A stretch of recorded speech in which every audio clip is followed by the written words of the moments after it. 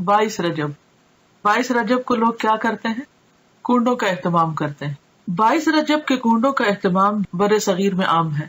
22 رجب کو کنڈے بھرنا بطور رسم رواج پا چکا ہے، یعنی اس کا رواج عام ہو چکا ہے۔ اس رسم میں کسی منت کے پورا ہونے پر حلوہ پوری اور کھیر وغیرہ پکائی جاتی ہے۔ تاریخ کے مطالعہ سے یہ بات سامنے آتی ہے کہ اس رسم کی ابتدا 1906 یعنی 1906 میں امیر مینائی کے خاندان سے ہوئی، جو ہندوستان کے شہر سے تعلق رکھتا تھا۔ اس رسم کا مقصد امام جعفر کی روح کو ایصال ثواب تھا۔ حالانکہ اس بات کا تعین نہیں ہو سکا کہ مذکورہ امام کی پیدائش یا وفات ماہ رجب میں ہوئی تھی۔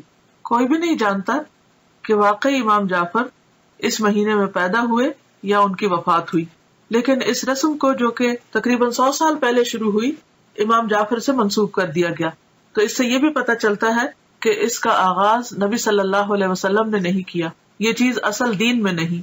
اسلام میں کسی بھی برگزیدہ شخصیت کی پیدائش کے دن خوشی منانے یا خصوصی صدقہ و خیرات کی کوئی گنجائش نہیں ہے، یعنی کسی بھی انسان کے حوالے سے کوئی دن منانا اسلامی روایت نہیں ہے۔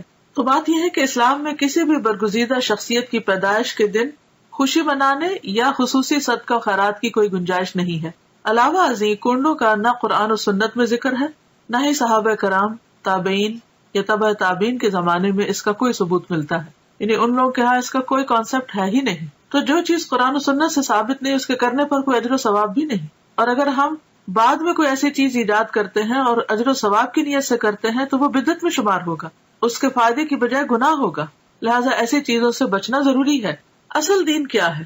ہمارے ذہن میں واضح ہونا چاہیے کہ اصل دین کیا ہے۔ اصل دین وہ ہے جو اللہ تعالیٰ نے محمد صلی اللہ علیہ وسلم کے ذریعے ہم تک پہنچایا، یعنی دین اللہ کی اطاعت و فرما برداری، اس کے احکامات کے آگے سر تسلیم خم کرنے اور محمد صلی اللہ علیہ وسلم کی سنت پر عمل کرنے کا نام ہے۔ ارشاد ربانی ہے، الیوم اکملت لکم دینکم واتممت علیکم نعمتی ورضیت لکم الاسلام دینا، المائدہ 3۔ آج میں نے تمہارے لیے تمہارا دین مکمل کر دیا اور تم پر اپنی نعمت تمام کر دی اور تمہارے لیے دین اسلام کو پسند کر لیا۔ لہذا کوئی بھی ایسا کام جو آپ صلی اللہ علیہ وسلم نے نہ کیا اور نہ ہی اس کا حکم دیا، اسے دین کا حصہ سمجھتے ہوئے ادا کرنا اور پھر اس پر اجر و ثواب کی توقع رکھنا بدعت ہے۔ نبی کریم صلی اللہ علیہ وسلم کا ارشاد ہے، کل محدثۃ بدعہ وکل بدعۃ ضلالہ وکل ضلالۃ فی النار۔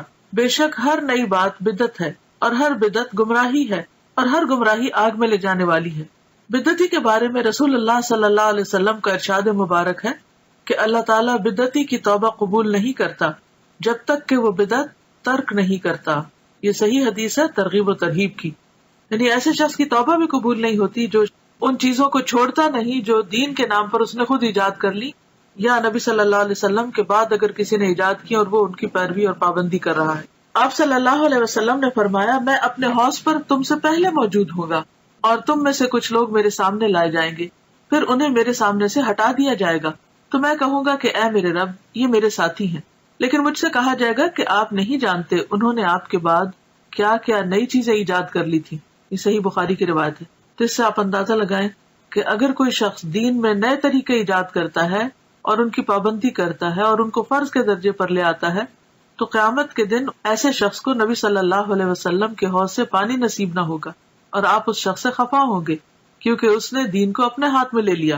لہٰذا ایسے تمام طریقوں اور کاموں سے بچنے کی ضرورت ہے جو دین کے نام پر آپ کے بعد ایجاد کر لیے گئے ہوں، کیونکہ آپ صلی اللہ علیہ وسلم نے فرمایا، من احدث فی امرنا ھذا ما لیس منہ فہو رد۔ صحیح بخاری۔ جس نے ہمارے اس دین میں کوئی ایسی چیز ایجاد کی جو اس میں سے نہ ہو تو وہ مردود ہے، یعنی ریجیکٹڈ ہے، قابل قبول نہیں۔ السلام علیکم ورحمۃ اللہ وبرکاتہ۔